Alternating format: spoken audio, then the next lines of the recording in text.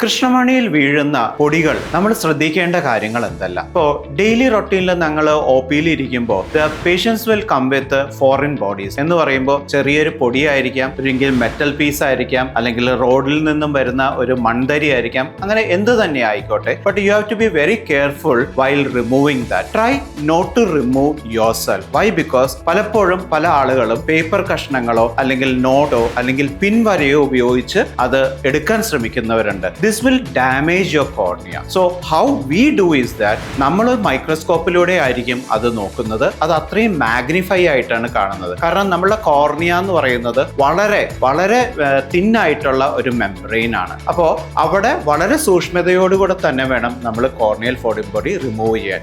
ആദ്യം മൈക്രോസ്കോപ്പിലൂടെ നോക്കും. അതേപോലെ തന്നെ എടുക്കേണ്ടതാണ് അല്ലെങ്കിൽ റിമൂവ് ചെയ്യേണ്ട ഫോറിൻ ബോഡി ആണെങ്കിൽ അനസ്തെറ്റിക് ഡ്രോപ്സ് ഒഴിക്കും.